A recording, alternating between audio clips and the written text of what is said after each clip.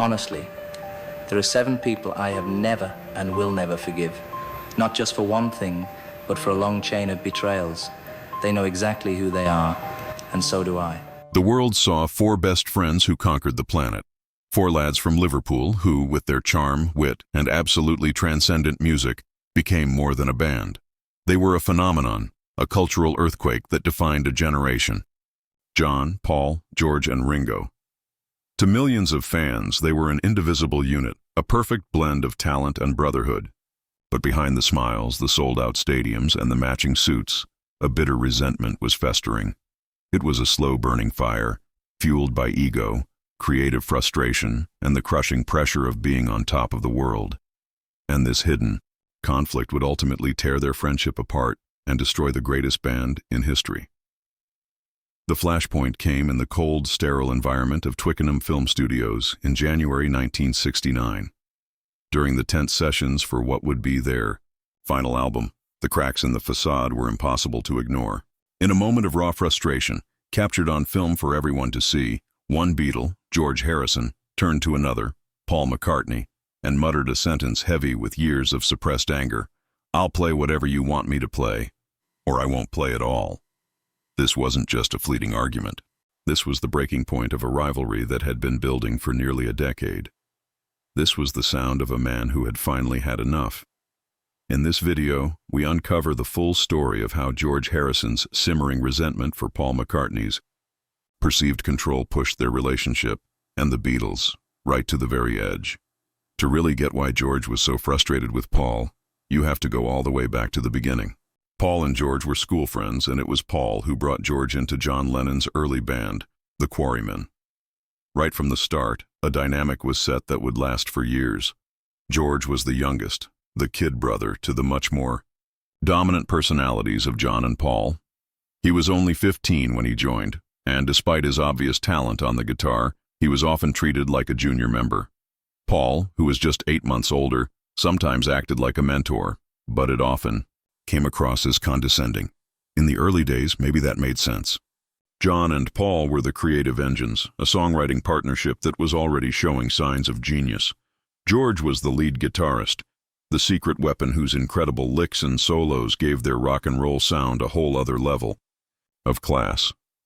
But his role, in the eyes of the world and his bandmates, was secondary. This idea was locked in by their public image. The press and fans were obsessed with the Lennon-McCartney duo. They were the witty, charming frontmen. George, meanwhile, was dubbed the Quiet Beatle, a label that hinted at his introverted nature but also cemented his place in the background. His ex-wife, Pattie Boyd, later said that just like a little brother, he was constantly pushed aside.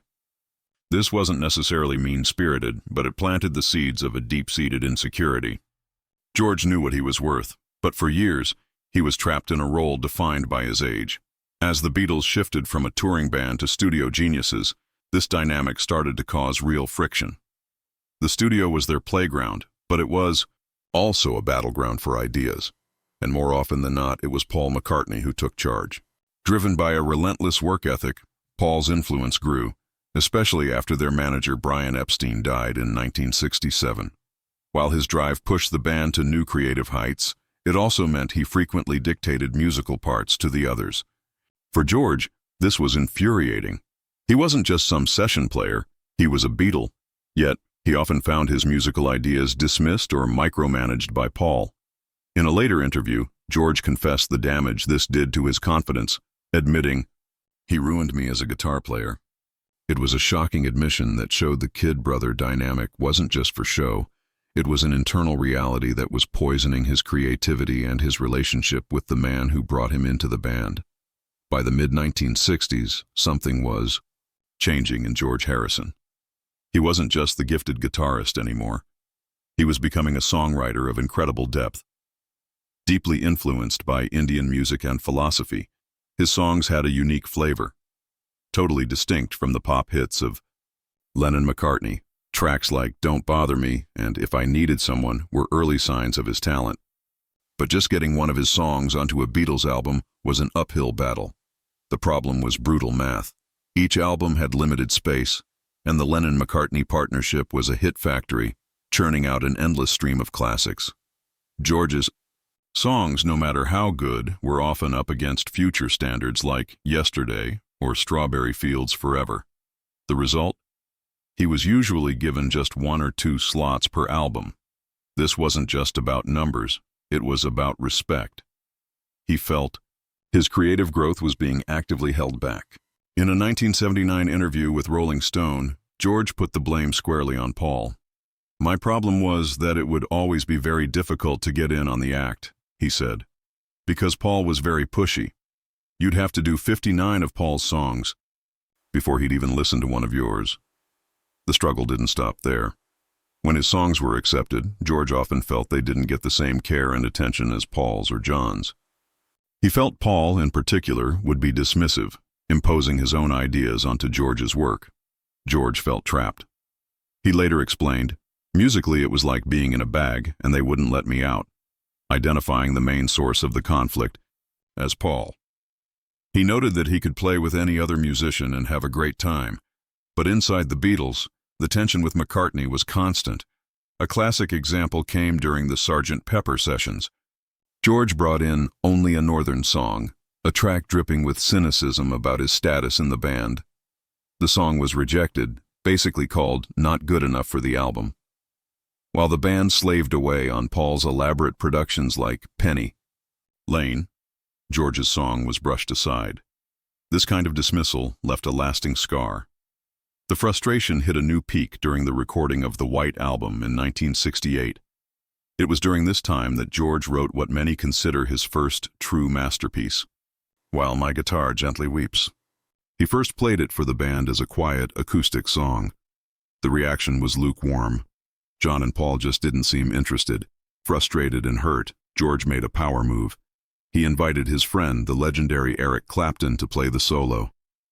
Suddenly, with an outsider in the room, the whole vibe changed. The other Beatles got serious.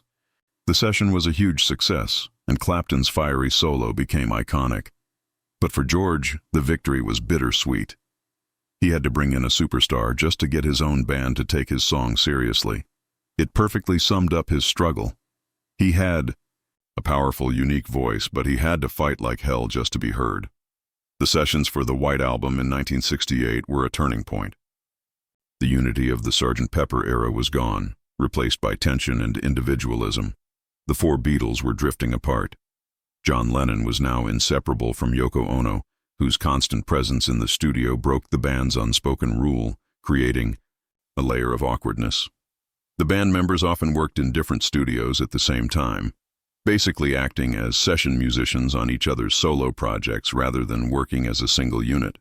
Paul himself later admitted, "There was a lot of friction during that album." For George, this environment just made his old problems worse. He brought in a song called Not Guilty, a complex track that directly called out his frustrations, especially with Paul. The band tried to record it over 100 times, but the session was a miserable failure. The song was scrapped and wouldn't be officially released for decades. It was another painful rejection, another sign that his work wasn't valued as much as John's and Paul's. Even when his songs made the cut, it was a battle. During the recording of Hey Jude, George suggested adding a guitar fill after each of Paul's vocal lines. Paul flatly shut him down, telling him not to play. To Paul, it was about protecting his vision for the song. To George, it was just one more time he was being told what to do, treated like an employee instead of a partner. The tensions went beyond music. The Beatles' new company, Apple Corps, was an idealistic dream that had turned into a chaotic, stressful nightmare. Disagreements over money were now tangled up with all the personal and creative fights. It was during these sessions that Ringo Starr actually quit the band for 2 weeks, fed up with the constant bickering. George's own misery was obvious. His wife at the time, Pattie Boyd, described him as being terribly unhappy. She recalled, "The Beatles made him unhappy, with the constant arguments. They were vicious to each other." Boyd pinpointed the core of the problem between George and Paul. "I just think they really didn't love each other." While their bond was more complex than that, it was clear any easy friendship was long gone, replaced by a deep-seated antagonism. The White Album is a masterpiece, but as John Lennon later said, The breakup of the Beatles can be heard on that album. The cracks weren't just showing. They were becoming deep, irreparable fissures. The story of George and Paul is a tangled mess of ego, brotherhood, and unbelievable artistic pressure. We're about to get into the most dramatic chapter of their conflict, the moment that actually pushed George out of the band. If you're finding this deep dive into music history as fascinating as we do, take a second to subscribe and hit that notification bell, and let us know in the comments. Do you think Paul's controlling nature was a necessary evil for the Beatles' success, or was it the main reason they fell apart? We'd love to see what you think. Now, back to the story. If the White Album was the sound of the band breaking apart, the Get Back sessions in January 1969 were the movie of the final collapse. The whole project was Paul's idea. Get back to their roots, rehearse new songs, and perform them live for a TV special, all with cameras rolling. It was supposed to bring back the old camaraderie. In reality, it was a disaster. The sessions took place in the vast, cold Twickenham film studios, a far cry from the comfort of Abbey Road. The atmosphere was tense from day one, with the cameras magnifying every awkward silence and sarcastic comment. John Lennon was often checked out, his focus entirely on Yoko, which left a power vacuum that Paul eagerly filled. He became the taskmaster, trying to whip the band into shape, but his attempts to direct were seen by George as just more patronizing and domineering behavior. The conflict that had been simmering for years finally boiled over. On January 6th, while rehearsing Two of Us, Paul started critiquing George's guitar part. George, his patience gone, finally snapped. The exchange was quiet but brutal. "I'll play whatever you want me to play," George said, his voice dripping with resentment. "Or I won't play at all if you don't want me to play. Whatever it is that will please you, I'll do it." He was surrendering, sarcastically offering to become the session musician Paul seemed to want him to be. 4 days later, on January 10th, things fell apart completely. After another morning of fighting, George Harisson calmly announced, "I'm leaving the band now." And he walked out. That night, his diary entry was just 3 words. Left the Beatles. He was gone. George's departure sent shockwaves through the group. He was gone for 5 days, and the band's future hung by a thread. They finally held a meeting to sort things out. George agreed to come back, but on his terms. The live concert idea was scrapped, and the sessions would move from Twickenham to the basement of their own Apple headquarters. It was a huge victory for George, a rare moment where his will won out over Paul's. But the damage was done. The very day he quit, George went home and poured all of his frustration into a new song. He called it Wah Wah. The title was a double joke, referring to a guitar pedal and, as he put it, the massive headache he was getting from all the fighting. The lyrics were a direct and bitter takedown of the situation, a declaration of freedom from the band's suffocating atmosphere. Lines like, "You've made me such a big star, being there at the right time," were pure sarcasm. Wah Wah wasn't just a song.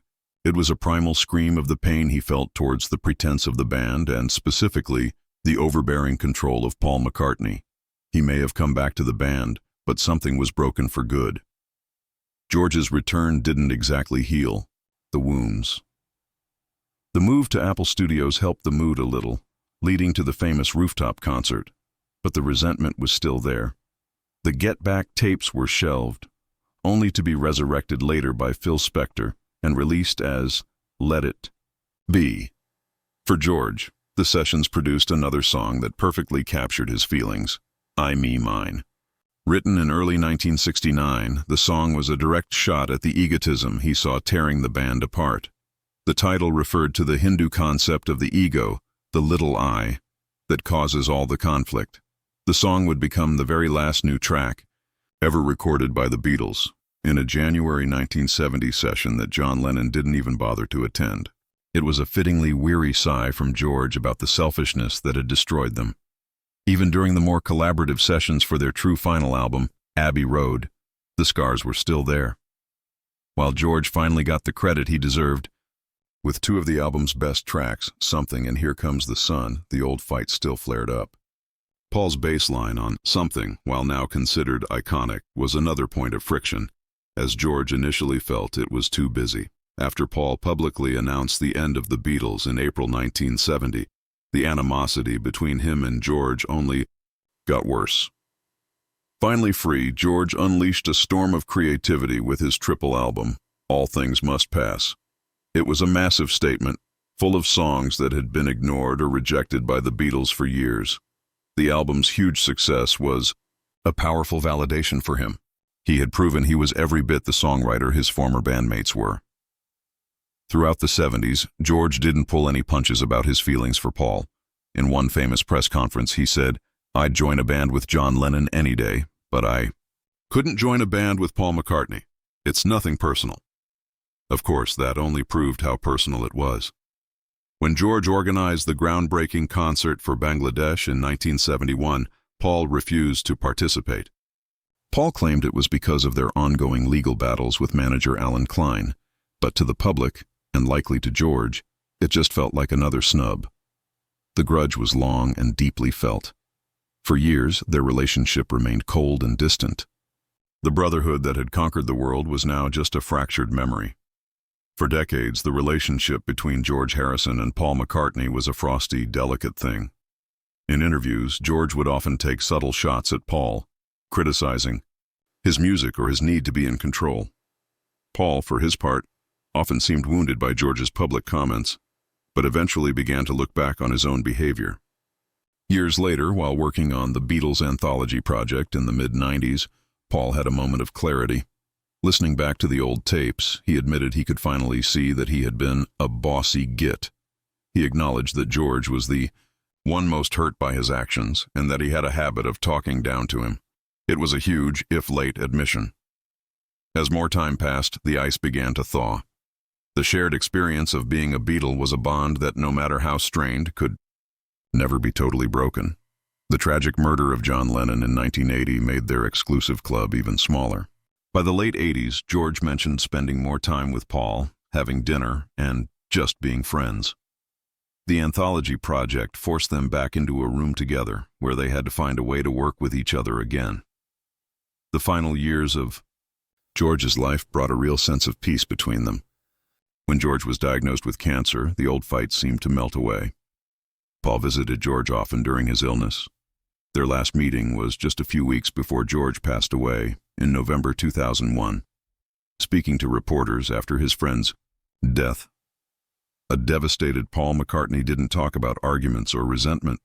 He spoke of love. "I love him like he's my brother," Paul said, his voice thick with emotion.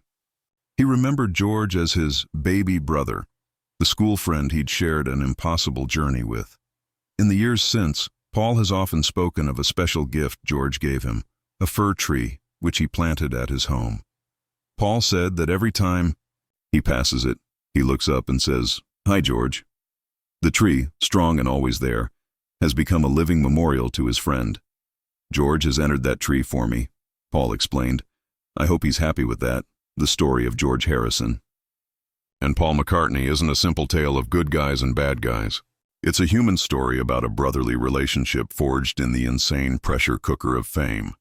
Hate is a strong word, but for a time, the deep resentment George felt for Paul was very real. It was born from a brilliant artist's struggle to escape the shadow of his older brothers and just be heard. Paul's need to take charge, a trait that helped push the Beatles to the top, was also the very thing that stifled George and fractured their bond. Their conflict wasn't just a side note. In the Beatles' story, it was a central reason for the band's evolution and its eventual breakup.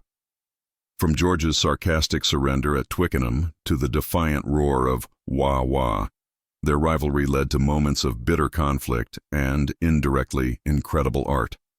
But to remember them only for their fighting would be to miss the bigger picture. Underneath all the anger and ego was a bond that started on a school bus in Liverpool and somehow survived global fame and decades of distance. In the end, they found their way back to a kind of peace, a reminder that even the most bitter rivalries can be softened by time, perspective, and the unbreakable power of a shared past. The quiet Beatle and the charming frontman, forever linked in music and in memory.